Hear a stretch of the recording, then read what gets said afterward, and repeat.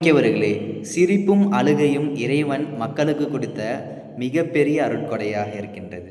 அந்த சிரிப்பையும் அழுகையும் நம்ம சாதாரணமா நினைத்து விடக்கூடாது.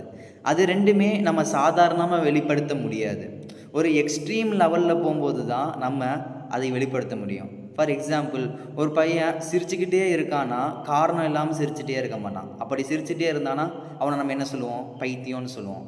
அதே மாரி ஒரு ஆள் எந்த காரணமுமே இல்லாம அழுதுட்டே இருந்தாருன்னா, அப்பயும் அவரையும் என்ன சொல்லுவோம்? "என்ன காரணமே இல்லாம பைத்தியம் மாரி அழுதுட்டு இருக்க" அப்படின்னு தான் சொல்லுவோம்.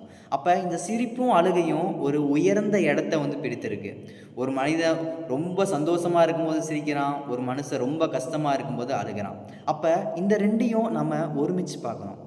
இந்த அழுகை என்பது ஒரு மிகப்பெரிய விஷயம்.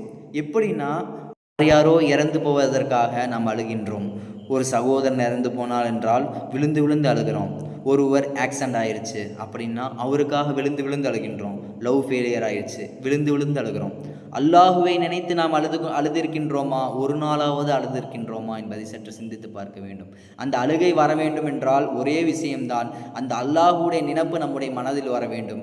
ஆழமான புரிதல் இறைவனை குறித்து நம்ம இடத்தில் இருந்தால் மட்டும்தான் இறைவனை நினைத்து அந்த இறைவனை பயந்து அழக்கூடியவர்களாக நம்மால் இருக்க முடியும். எதற்காக இதை சொல்கின்றேன் என்றால், நபி அவர்கள் சொல்லி காட்டினார்கள், ஐனானி லா யமஸ்ஸுஹுமா அன்னார், 2 கண்களை நரகம் என்பது அஞ்சாது.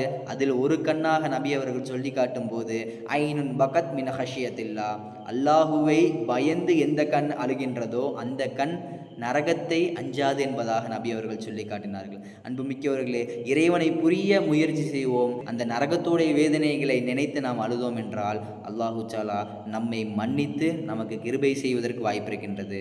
அப்படிப்பட்ட வாய்ப்பை நமக்கு தந்தருள் புரிவானாக. அஸ்ஸலாமு அலைக்கும் வரஹ்மத்துல்லாஹ்.